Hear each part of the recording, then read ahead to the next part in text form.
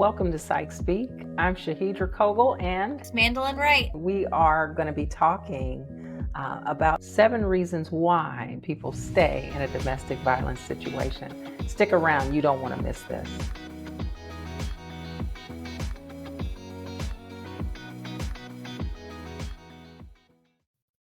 So, Mandalin, I want to just kick tonight's show off with why we're doing a show on the 7 reasons why people stay in a domestic violence situation.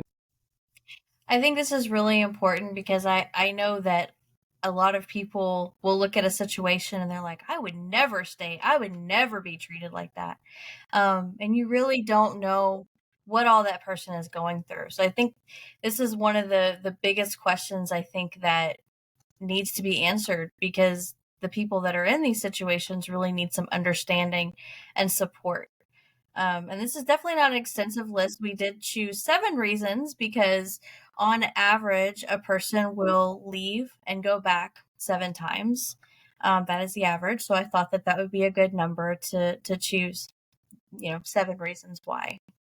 I think that this is going to be a really interesting topic. And I think for those who have experienced this or know someone, a loved one who has been in a situation, sometimes we can see from the outside perspective and judge. And so hopefully this will give some clarity on how the challenges of actually leaving and making that stick, it'll give some perspective. So I want you to go ahead and kick off our list. What's number 1? Number 1, and I'm not putting this in any certain order, and this might not apply to everyone, or it might just, a couple of these apply. So it's not like number 1, drum roll. The number 1 that I put down is fear. And this is very kind of general. I did start with fear of others. So if we're looking at other people, you have judgment, blame. They're afraid they might be marginalized, pitied, looked down on, or just not believed. There's this social mentality of this ride or die pressure that you stay no matter what, which is really seen throughout the show. Like in the very first episode, as she's trying to leave, she goes to her friends and they're like, hey, we called him. It's all right.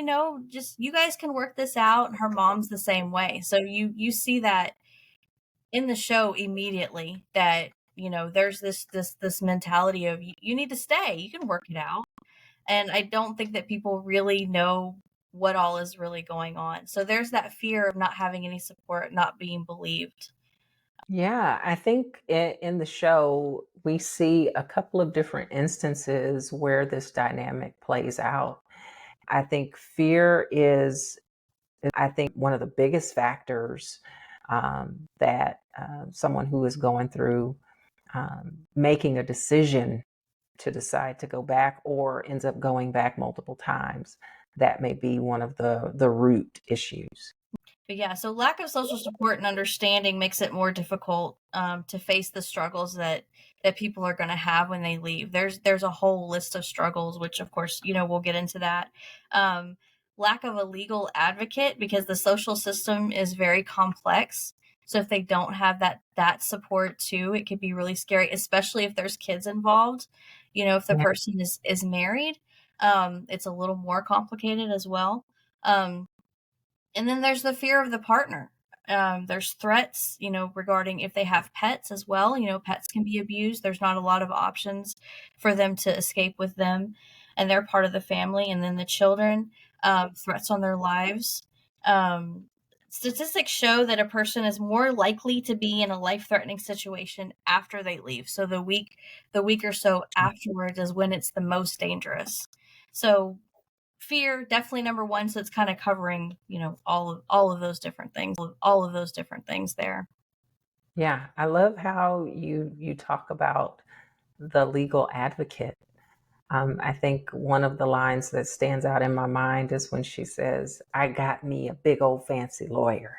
Mm-hmm. Right. And so that was kind of her leverage to say, "I am not afraid of you anymore. And I have support." Because we see both dynamics. She walks into a situation without the legal support and basically gets eaten alive, Yeah. and is really painted to be the bad person, um, in this relationship, versus her being the one that is being harmed, and her daughter being harmed in some way. And so I love that, you notate that, in the sense that it is really important to have healthy support, competent support, and people who are going to stand up for you. I think the lawyers in her life, so the lady that she cleans for, and also this family lawyer, they have a fire in them that is just like, no, girl, we're about to do this and we're going to Mhm. fight. And this is what we're going to do. And here are the solutions to this. And if he does this, we'll do this. And that is a capacity, I think, throughout the show that she lacks to a certain degree, and needs to be reminded of her power and her authority, and that, um, her voice, that she has a right to be able to voice the harm that's been done. How about number two? So number two, I just kind of said Beauty and the Beast. This is what I'm thinking of. So it's a great story, right? Well, you have this girl who's like really sweet and really kind, and then you have this beast who's like, he has these anger issues, and if she's just sweet enough and kind enough and sticks it out, you get a prince at the end, right? So I think a lot of people have that mentality of, if I just stick it out, there's a prince in there somewhere, and if I'm just a better person for him, then he will, stick it out and things will be okay. And I think that kind of goes back to that ride or die mentality. We also have this mindset of like, I can just, I'll help him. I'll be the one that him or her, I'll change them. I can be that person that they need to heal, and we'll be okay. Just stick it out and it'll be fine. So I think that's the second reason people, that hope, that little glimmer of hope. I think that the perpetrating partner, plays on that sense of hope. Hmm. And because of the history sometimes within a relationship, they can show the good stuff, for only a certain amount of time. So I can be kind, loving, accepting, love bomb you. And then once I have you back, I've shown you that I've seemingly changed enough and that I'm a work in progress. Then some stressor hits that causes the cycle to start. Definitely. And that was the next thing I'm about to go into, is the cycle of abuse. But I also wanted to touch on the fact that the it's a very slow burn. Like, it's not something that, you come into if you see the devil walking down the street, he's not going to be wearing horns and a cape. He's going to be this beautiful angel, and he's going to come in the form, he or she, of everything you want and need in a person. When you talk about that love bombing, that's the beginning part. They're gonna really bring them in. They're gonna start isolating that person from anybody who talks against them. Like, no, this is my perfect match, and they're gonna be everything. It doesn't start off bad, and so when they see that, and then, number three is a cycle of abuse. This cycle kind of gives them that glimmer of hope, which kind of reinforces the Beauty and the Beast things. Like, oh, I see that prince or princess in there. I see them in there. If I could just, do the right thing to bring them back. And it's this cycle that kind of, perpetuates that for them. I love this analogy of Beauty and the Beast, right? Because Yeah. the beast has a point of pain too. And I Mhm. think we see that throughout the show, where Sean has his own family trauma, his own family history with addiction that he can't shake. Even though there are parts of him that glimmers and glimpses of him, seeing him as a loving father, as a genuine dad who wants the best for his daughter. And I do believe that that part was authentic. I think he loves her, but the addiction becomes too much. Mhm. Um, but yeah, that Beauty and the Beast dynamic, even just within him, there is also beauty, but the beast part outweighs. And we'll say the beast part is the addiction, and addiction is a sickness, but it outweighs his own capacity to cope. So I think that there is help out there for those who genuinely want to change, but you cannot do it on your own most of the time. Intervention is necessary. And I think that's one of the biggest lies the addiction can tell you in your brain, that you can do this on your own. Yeah, absolutely. And it goes back to that support. I think as humans, we need that human connection and that support and those groups and that community to really help us through, whatever it is that we're going through. So the third thing is the cycle of abuse. We kind of touched on that, just a minute ago. In 1979, there was a psychologist named Lenore E. Walker, and she's the one that kind of brought about this idea of the cycle of abuse. And this is kind of where this gets into the trauma bonding and everything that the person is going through, where they go through these cycles, and then they see the prints, as we call it, and it's right back through that again. So there's 4 stages in the cycle of abuse. So the first one is the tension building. So what a lot of people see here is the abusive one is jealous and shouting, and there's little small fights, mood swings, irritation. The person who is being abused, they try to placate, they try to appease. They're blaming themselves, which only aggravates the aggressor as they're trying to appease. And they're blaming themselves because of the gaslighting that happens. We do see a lot of gaslighting in Maid. In the first couple scenes when she's trying to leave, he's messaging her, he's text bombing her. This isn't a big deal. You're overreacting. That gaslighting. And gaslighting, they're questioning their feelings. Are they justified? Am I crazy? Maybe I am overreacting. They start to second guess past events.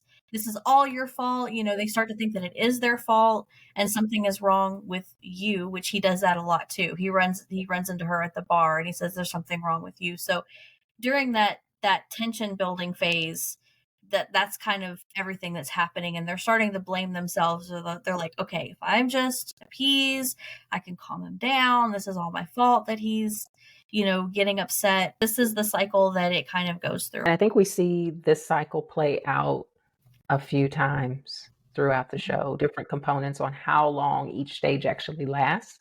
But we do actually see her, following crisis, by the way, end up back with him. So a series of unfortunate events, again, cause almost the right storm, the right level of need, the right level of desperation for her to go back into a situation with him that maybe was not intentional. Mm-hmm. But kind of going back to your other point, having the healthy support with people who can kind of give you a hand out and a hand up in those times of severe need. She went back to Sean. The dynamics of her actually being with him, it turned toxic. Mm-hmm. um, and so her entire um, walk throughout the show is, in my mind, a pervasive, ongoing season of crisis Mm-hmm. that she can't escape on her own. And it does take help from unknowing people, and help from people who are really giving her tips and clues on how to navigate a system that didn't knowingly, she wasn't knowingly taught how to navigate. Right. Yeah. And it is a very complex system, the whole thing. And I kind of want to touch on the trauma bond thing. You mentioned that earlier, and that's Yeah. kind of where this comes from. This cycle of abuse where you go through these high tension, phases, and they're okay. Then there's that honeymoon phase, and it just that dopamine of, oh my gosh, this feels so good to have this person back. So that creates a lot of confusion, and when it's around and around that circle, that trauma bond. Yeah. Yeah. So the funny thing is, you came up with a list of 7, and I didn't do any research. Shame on me. But I've been in this field long enough to know what I've seen, and I want to touch on the trauma bond piece, because anytime you mix trauma bonding with intimacy and sexual relationships, things get murky. Mhm. And I think sometimes that need for closeness and connection, and to be um, comforted comes in wrong ways, right? And the trauma bonding, all of those avenues that connect us with codependency can also be a form of addiction. Mhm. Um, and unknowingly, with a soul connection like that, you get pulled back into relationship with people because of those brief moments of comfort. Yeah. And I did wanna kinda pause right there and let that sit because that is a very powerful it's very powerful, and it's a very, very powerful pull. I think it's probably one of the biggest things that's hard to break because it's not just breaking the away from that person, it's breaking that entire cycle of abuse and that entire addiction and that mentality and that wanting that close connection and getting it from this toxic person. Yeah. Yeah. So I'm going to say the obvious, right? When you have a relationship with someone and you have a child with someone, Mhm. the complicated intertwining, the big old rubber band ball of just connection, you don't just snip that with scissors, like, okay, we're done here. Not that There's simple, yeah. so many things that are attached, so many deep emotions, so much history, the good times, what it was like before, and how it has evolved into something that is hard and heavy and toxic. Being able to separate all of that out when you're experiencing mental health issues, when you're going through communicating with someone who is gaslighting or causing a situation to be really confusing and convoluted, it makes it really hard to leave. Yeah, and that was actually one of my next reasons is the effects of trauma are overwhelming. So you have somebody who's dealing with all of this stuff and they're trying to leave, but they're also, suffering from depression and anxiety, PTSD. Their self-esteem is completely destroyed. So Yeah. even starting over is so difficult. So that was another one. That was the next reason. Just the effects of all of this and the effect that it has on a person's mental health.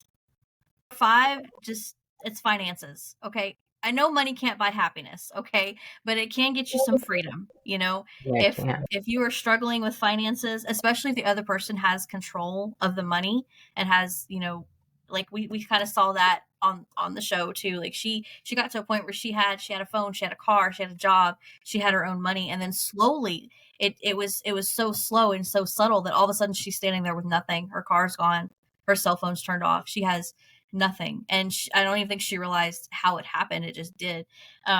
So if you don't have finances and then you see her struggling as well in the beginning, she's trying to get a job. Okay, what are you going to do with your child while you're at work? Well, you have to pay for daycare. Daycare is not exactly cheap, so finance is a really that's a big one too. You can't just up and leave if you don't have the money to do so. Yeah, I so appreciated the visual that the producers of the show, how they made that so evident. Just as simple as putting kind of the balance in her account and watching that tick away with every pump Yeah. of gas, That was good. right? To her standing in the middle of the road watching her daughter throw her toy out the window, and then she goes to the dollar store to buy this toy for her daughter, and you see all of the deductions in red, of what things are priority and what things are necessities. um, I love how that flips. So again, we want you to go watch the show. We're giving you pockets of examples, but as you're watching, we're really highlighting these dynamics for a reason because they do tie into her mental health and her mental well-being. When you don't have money, that's stressful, right? Because you have to figure out, every move, everything is a calculation. And when you don't have the reserves, even to the point where she has a job and the lady says, well, we guarantee this number of clients, and then that doesn't pan out. And so what she is banking on in her mind, like, okay, I'll have enough for this, this, and this.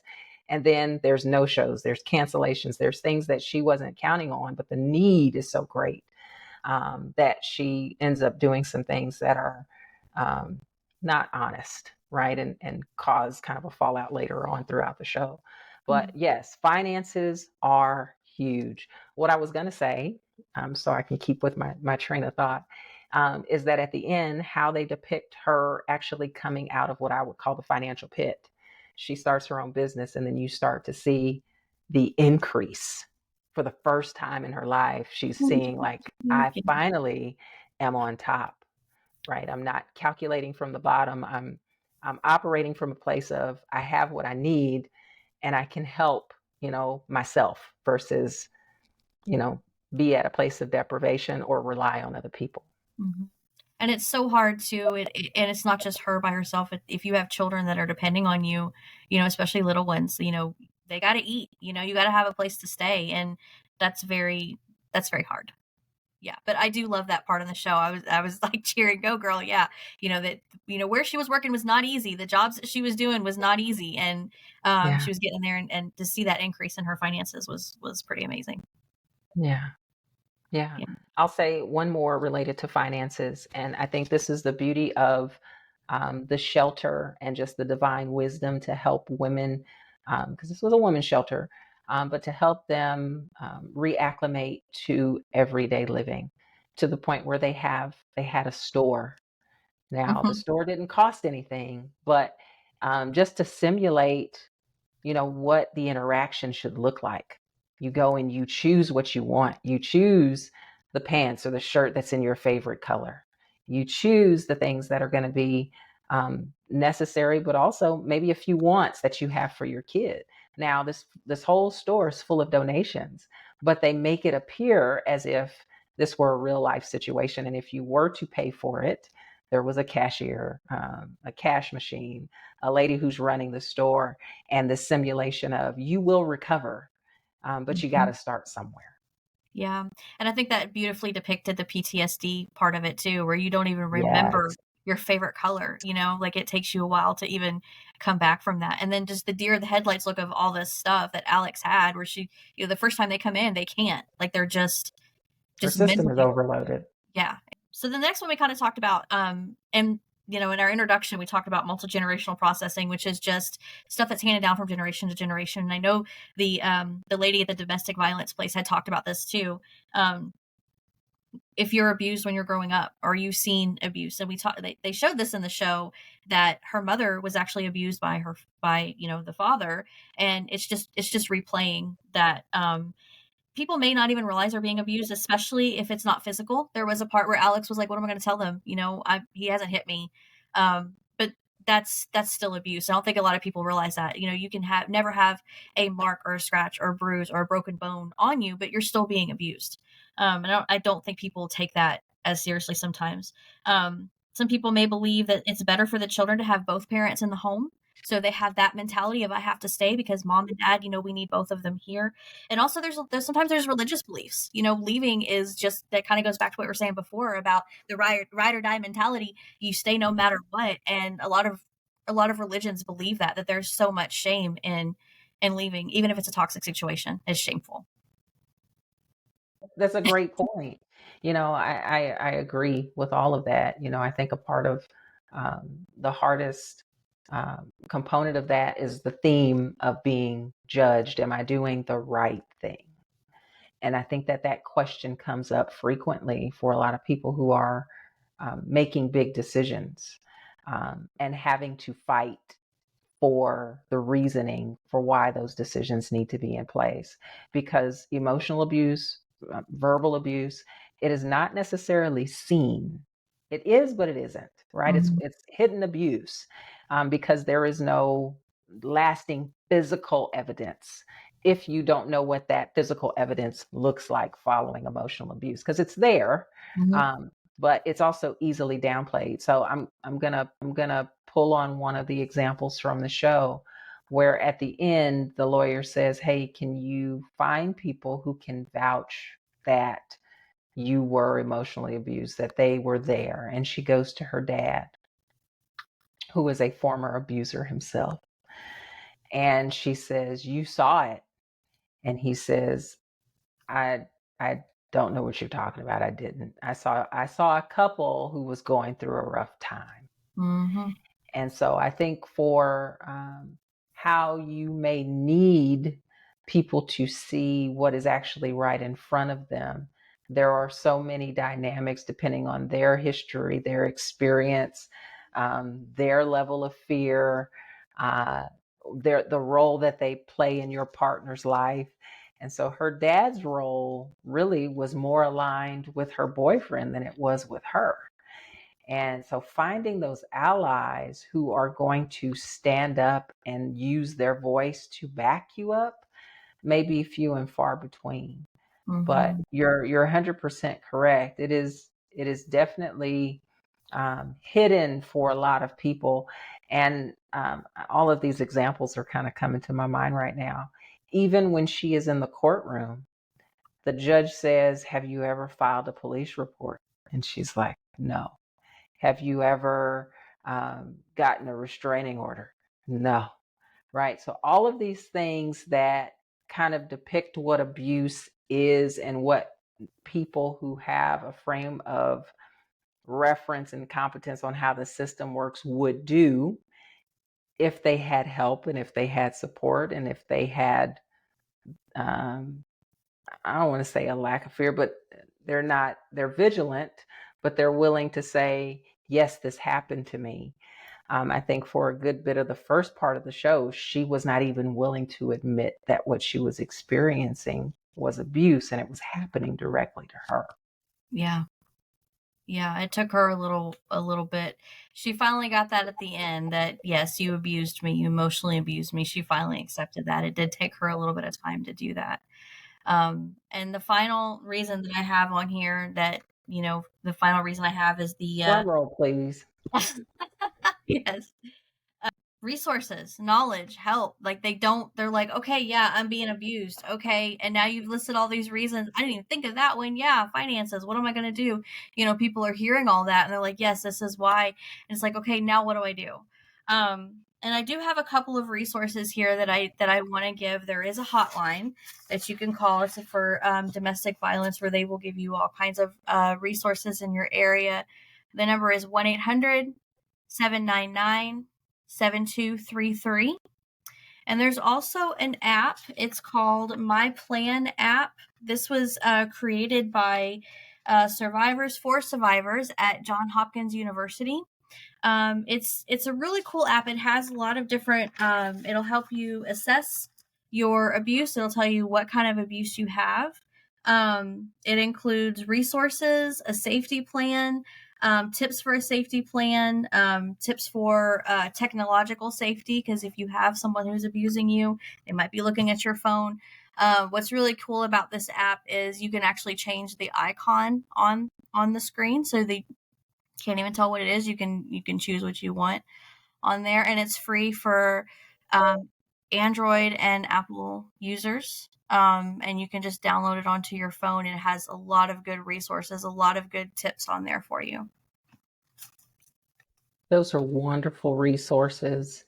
And we'll make sure to put those resources in the show notes so that whether you're listening to this live or listening to this in 3, 4, 6, 10 months, a year from now, that those resources will be available to you. Mandalin, do you have any final thoughts as we close out this 7 reasons why people stay in a domestic violence situation? No, just want to talk about, I do want to next week talk a little more about the different types of abuse, because I don't think people realize that they are being abused, what that looks like, maybe a little more about gaslighting. And that's pretty much it. Just if you know somebody who is being abused, or if you yourself are, to call that number or download that app and get help. We want to thank you so much for tuning in to this episode of Psych Rotations. We'll be back. We want to thank you so much for next week. We'll be talking about the types of abuse and we'll go a little bit deeper. You can follow us on Instagram at PsychSpeak Podcast. You can also follow us on Facebook. Thank you for tuning in. Don't forget to like, share, subscribe, and follow. Take good care of yourself, and we'll see you next time. Bye, guys.